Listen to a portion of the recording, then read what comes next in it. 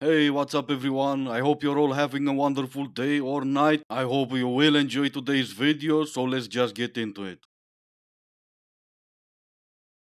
Just here to remind you again to raise your freaking standards. My boyfriend's on vacation and he literally just missed me and sent me flowers being like, I love you, I miss you so much.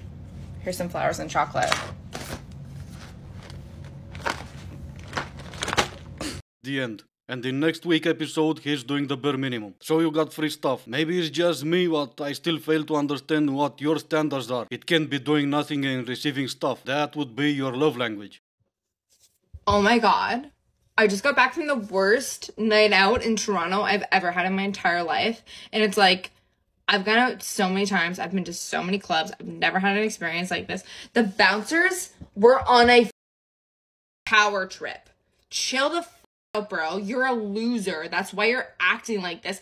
They literally singled out. Granted, I was drinking a White Claw in the line and I poured it out and I was like, sorry, I'll throw it out in the garbage. It was just in my pocket and I forgot I had it. So anyway, and I poured it out in front of him and I was like, it's fine. I'll wait an extra minute if you're worried about whatever. And I was totally like agreeing and all that shit. And he was like, no, you need to wait a half hour. Yeah, bro, chill. Stop doing your job and stop doing your job the way you're supposed to. Just let the girl in the nightclub. Don't you know she has high standards now and everything? Yeah, do better, bro. One of my great joys in life is getting tipsy and then replying to people's Instagram stories as if they sent them directly to me. Just makes me happy.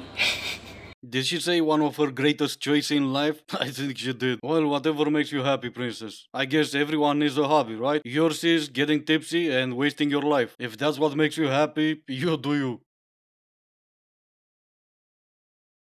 Hey, Breeze. I'm sorry you're upset that I'm wearing a low-cut shirt. Did you want me to maybe put a paper bag over my head instead? Hating isn't cute, so maybe just do something more useful with your time. Cat fight again. Yeah, Breeze, leave the nice lady alone. When you find one, that is. But let me read that lady's comment. Girl, oh my god, this is so embarrassing. Why do you want to be accepted by men so bad? Well, you see, Breeze, it's not that much about her being accepted by men. It's only that she needs men to pay the $12.99 a month. Hopefully it makes more sense now. And I really wanted to take your side on this, Breeze, but unfortunately, you said being accepted by men, not that not only adults watch this type of videos on TikTok. Can somebody explain why there's a direct correlation between attractive men and men who can't tolerate tomatoes? This is a man who will eat the anise out from underneath his fingernails, but a tomato on a sandwich? Throw the whole thing away. Burn it. I knew I was attractive. I keep telling you ladies this before you go, ew, stay away from me. But here's your proof right here. I'm not even gonna talk about pineapples on pizza anymore. As if I do, you are not gonna be able to take your eyes away from me. But dude, what's wrong with pineapples on pizza? Everything. And that's how you lose subscribers. An unexpected positive side effect of dating clueless men is that your direct communication skills will improve exponentially. I was on a date with this guy and we'd gotten drinks and it was getting pretty late and we were walking out of the bar and he said, hey, do you want to go do something else after this? And it was already like 11:30. So I said, oh, it's getting pretty late and I'm pretty tired. Now, normal people would have taken that as a signal to just end the day and see each other next time. But this guy goes, oh, I'll just buy you a Monster. You'll be fine. What? So then I had to say, it's too late. I'm going home. And situations like this would frequently come up where if I didn't say exactly what I wanted, they would never pick up on it. And so you quickly need to learn to speak up for yourself and correct them when they assume wrong, because otherwise you're always going to be walked over and what you want is never going to come up. And these are excellent skills for work too. And why exactly is that? No, what I meant to say from all of us clueless men, we're happy that we've boosted your career. Buy tickets, we're here all week. Two things. One, he wanted to spend more time with you because maybe for some weird reason he liked you. And two, you're the generation that was born tired. My grandma's 96 years old and even at 96 she still doesn't go to bed at 11:30. To me it makes more sense saying I need to wake up really early in the morning. And I totally respect that, but it's a date. How often do you go on dates? And maybe if you do need to wake up early in the morning, go on a date on Fridays or Saturdays.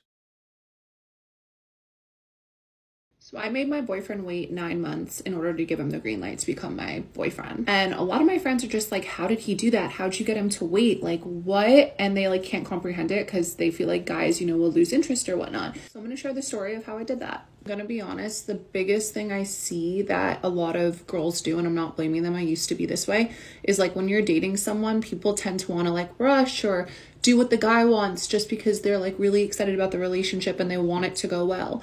And the one thing that I really always do and I stand by is I take a guy off a pedestal. I don't care if I'm obsessed with you. I don't care if I like you so much.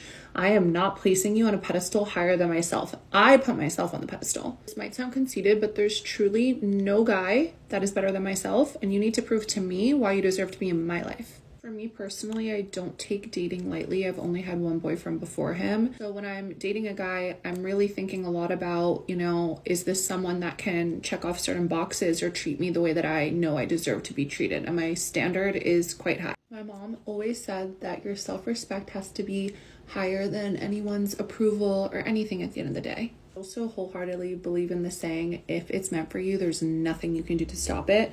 So that's why I don't filter myself. I don't think too much about what I want to say. I just say it because if it is meant for you, if you and that person are meant to be together, some way, somehow, it's gonna happen. I need to go do my hair and get dressed, but the moral of the story is that never put someone on a pedestal. Really always be yourself, because the right person for you is not going to freak out if you say the wrong thing, do the wrong thing. There is no such thing as wrong thing. Oh, right, so you made him wait 9 months before being your boyfriend. That's fair enough. I think I did said it before, vet your man better. But you said what you also did before him was rush into things because you wanted something to work. So why him exactly? Why was he the one that had to wait for 9 months? Shout out to your boyfriend, by the way. He sounds like a stand-up guy. Everything else you said about you being on the pedestal and you having a high standard as in just one? No, but what I'm trying to say is that probably your boyfriend should have vetted you better also. There is no such thing as a wrong thing? Seriously? Well, here's one just off the top of my head. Being your boyfriend.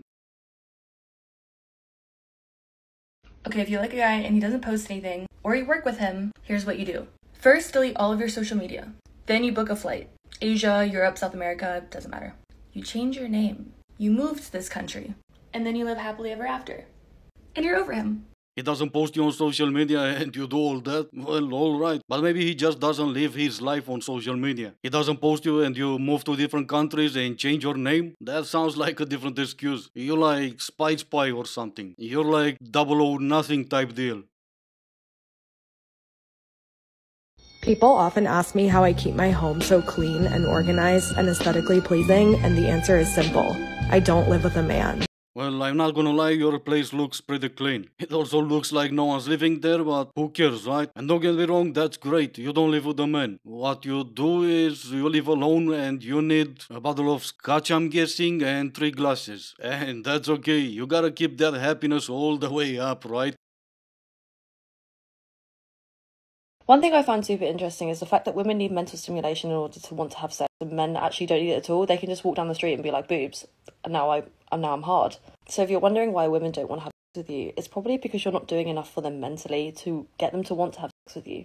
You're welcome. Well, okay, you're not exactly wrong, but you're not exactly right either. There are a lot of factors to consider when it comes to mental stimulation, but that also applies to men, not only women. Maybe more to women than men, but still. Now to the good part. All it takes for you to be mentally stimulated is $8 for 28 full days. And I'm only guessing for the new video you posted that I can buy with $8, that must take a lot of mental stimulation for you to do that. So maybe I'm not gonna listen to you like you're the best teacher ever, because all it takes for you to be mentally stimulated is money, since you're doing all that for money.